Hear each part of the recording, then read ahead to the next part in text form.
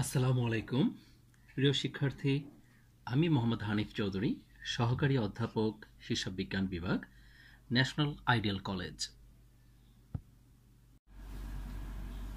আমরা এখন হিসাব বিজ্ঞান দ্বিতীয় পত্র মজুদ পণ্যের হিসাব রক্ষণ পদ্ধতি অধ্যায় ৮ থেকে যা শিখব তা হচ্ছে ১ নম্বর সমাপনী মজুদ পণ্যের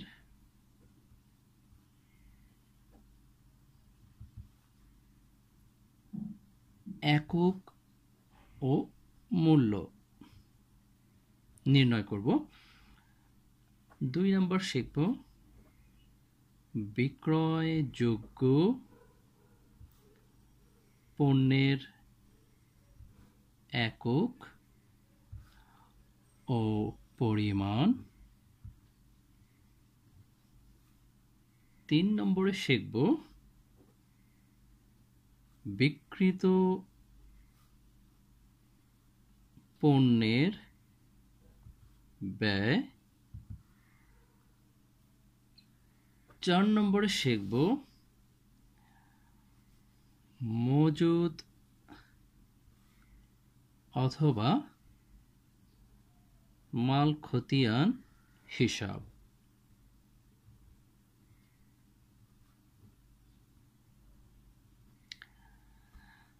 এই ৪টি বিষয়ের ব্যয় নির্ধারণের ৩টি পদ্ধতি আমরা শিখব। তাহলে আমরা এই যে ৪টা বিষয় নিয়ে যে আমরা আলোচনা করব, এই ৪টি বিষয়ের ব্যয় নির্ধারণের ৩টা পদ্ধতি আমরা শিখব। পদ্ধতি ৩টি কি কি সেটা আমরা আগে একটু জেনে নিই। ফিফো বা ফাইফো, ইংলিশে আমরা বলবো FIFO পদ্ধতি, অর্থাৎ first in first out method. First in first out. ২ number LIFO বা লাইফো,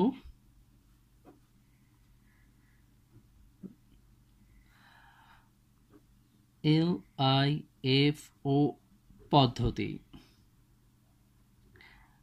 অর্থাৎ লাস্ট ইন ফার্স্ট আউট। ৩ নম্বর আমরা শিখব ভারযুক্ত গড় পদ্ধতি। ভারযুক্ত গড় পদ্ধতি।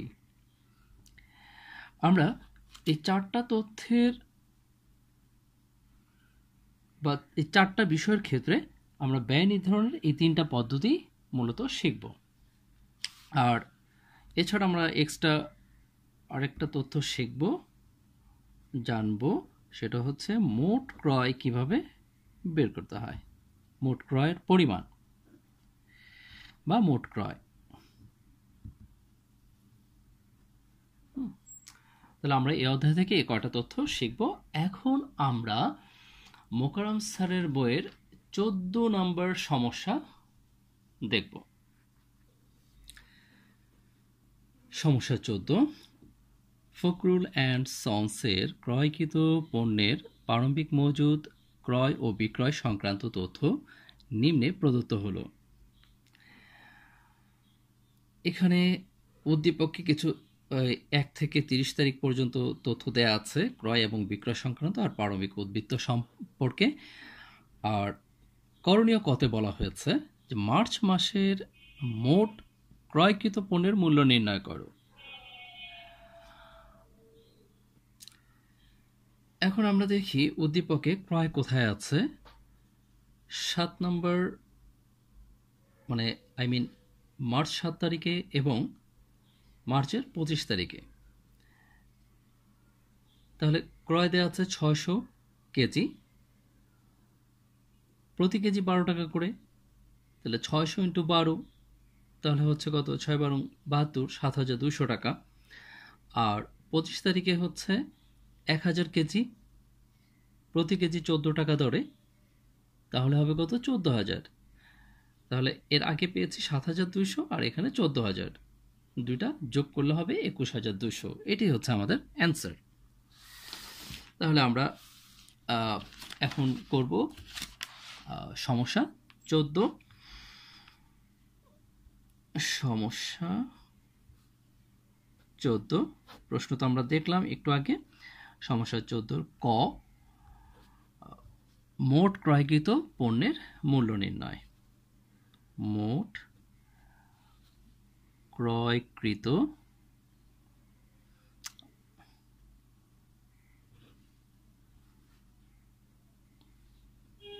পণ্যের মূল্য নির্ণয়। মূল্য নির্ণয়। এখন আমরা দেখেছি এখানে ক্রয় ছিল মার্চের 7 তারিখে আর ছিল মার্চের 25 তারিখে।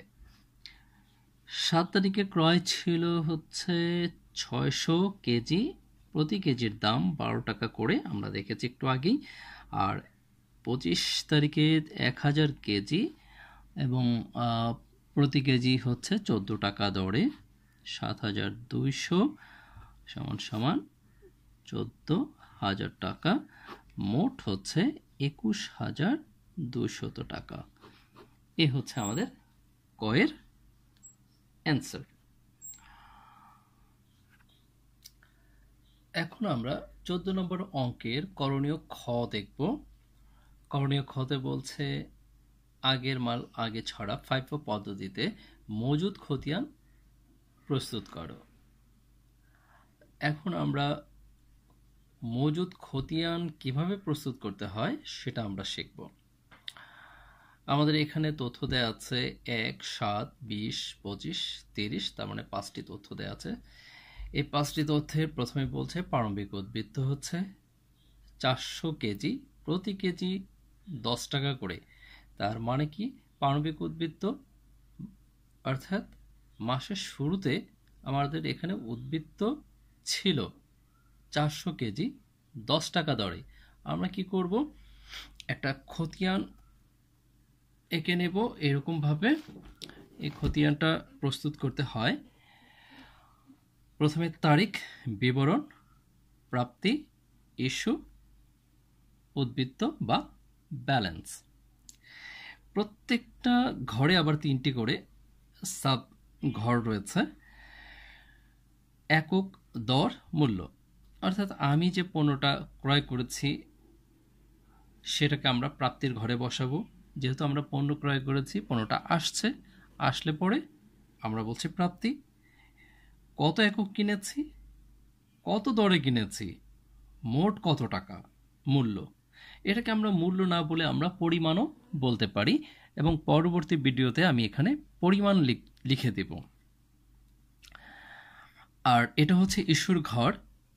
ইস্যুর ঘরের কাজ হচ্ছে যে আমি কতগুলো বিক্রি করেছি বা আমার গোডাউন থেকে মজুদ থেকে কতগুলো চলে গেছে, তার একক কত একক চলে গেছে, তার দর কত এবং তার পরিমাণ বা মূল্য কত, এবং সর্বশেষ কতগুলো রয়ে গেছে।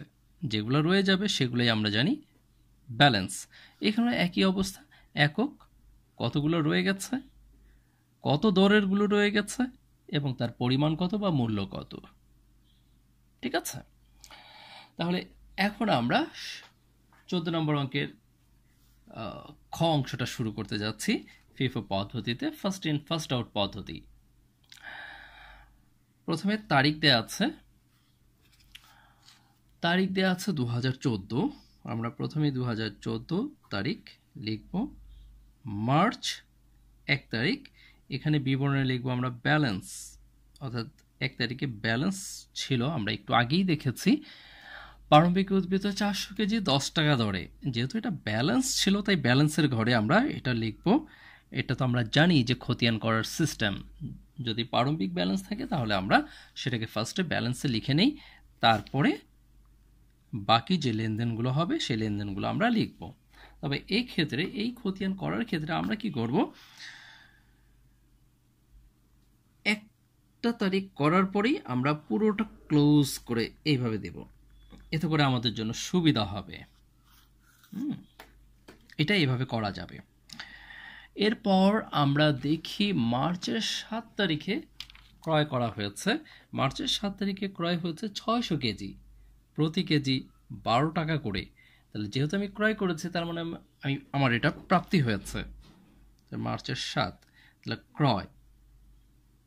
ক্রয় করেছি, তাহলে আমার প্রাপ্তি ঘরে লিখতে হবে। কত ক্রয় করেছি? 600 একক ক্রয় করেছি। তাহলে 600 একক কত দরে কিনেছি? 12 টাকা দরে কিনেছি।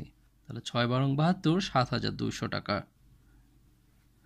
এখন আমার ছিল কতগুলো? 400 একক ছিল, 10 টাকা দরে ছিল। তাহলে 400 একক 10 টাকা করে, এটা আমার ছিল, যেটা ছিল সেটা আমি আগে নামিয়ে নেব। এরপর যেটা আমি ক্রয় করেছি সেটাকে ঠিক তার নিচে লিখে দেব। একদম সিম্পল, খুব সহজ, এখানে কোনো ঝামেলা নেই। কয়টা আসলো আর কয়টা গেল এবং কতগুলো রয়ে গেল।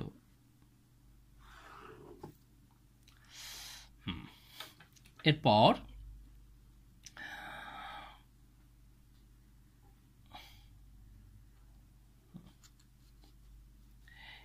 আমরা দেখি তারিখ হচ্ছে 20 তারিখ। 20 তারিখে আমাদেরকে বলেছে বিক্রয় হয়েছে 800 কেজি। তাহলে বিক্রয় যেহেতু 800 কেজি হয়েছে তাহলে চলে গেছে।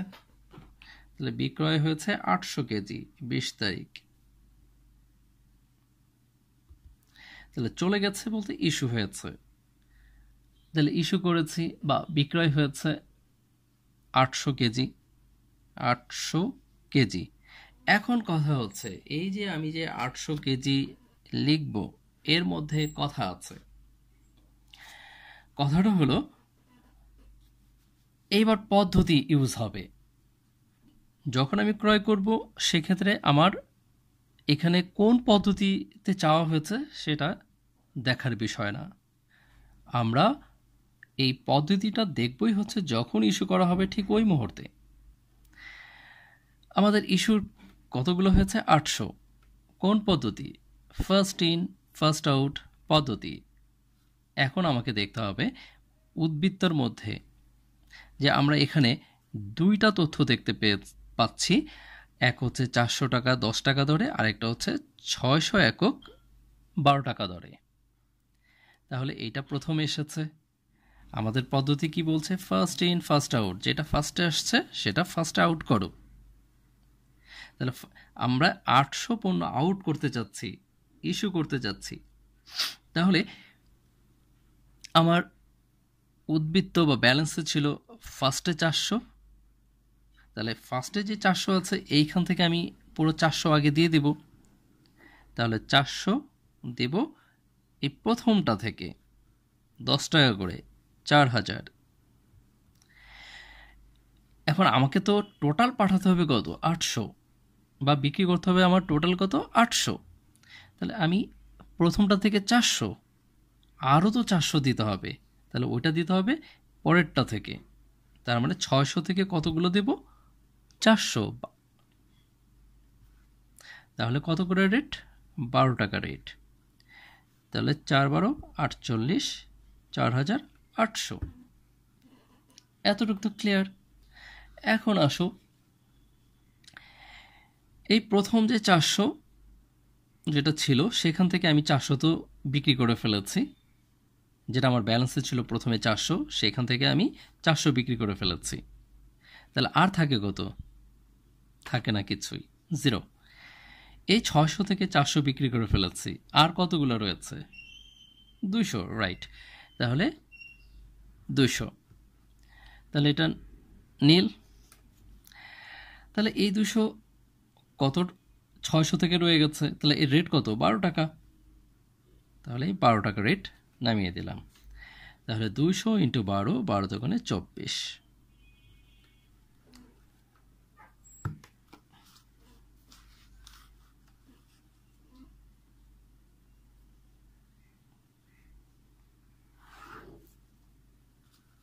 এটা হলো। এরপরে আসো 20-এর পর 25 তারিখ, ক্রয় 1000 কেজি 14 টাকা করে। তাহলে 1000 কেজি 14 টাকা করে যেহেতু ক্রয়, আমরা লিখি 25 তারিখ ক্রয় 1000 একক, যেহেতু আমি ক্রয় করেছি প্রাপ্তি হয়েছে 14 টাকা করে, 14,000। আমার ব্যালেন্সে আগেরটা কত ছিল? 200, এটাকে আমি ফার্স্টে নামিয়ে নেব। আর ক্রয় করেছি কত? 1000, তাহলে নতুন করে আসছে কত? আরও 1000, বসালাম 1000। তাহলে এটা রেট ছিল 12 টাকা করে, 2400, আর এটা 14 টাকা দরে 14,000। ব্যাস। এরপর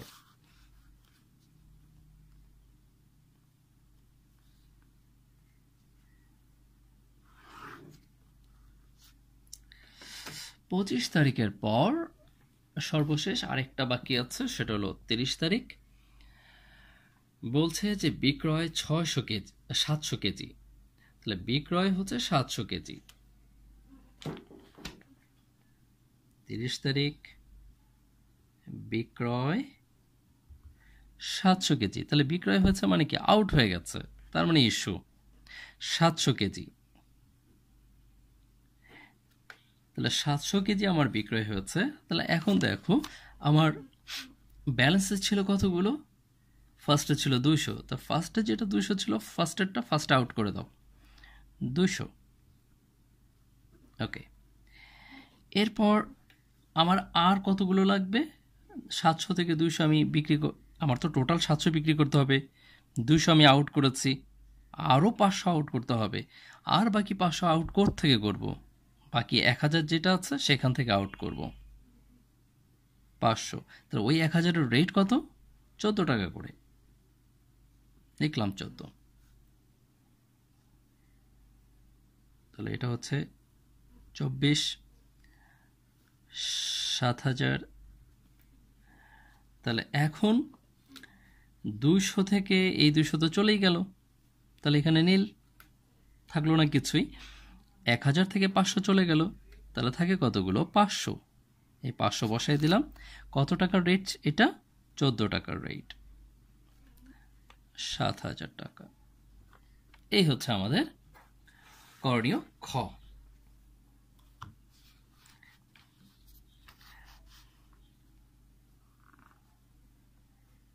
তাহলে আমরা এখন যেটা শিখলাম সেটা হচ্ছে মাল খতিয়ান কিভাবে প্রস্তুত করতে হয় ফার্স্ট ইন ফার্স্ট আউট পদ্ধতিতে।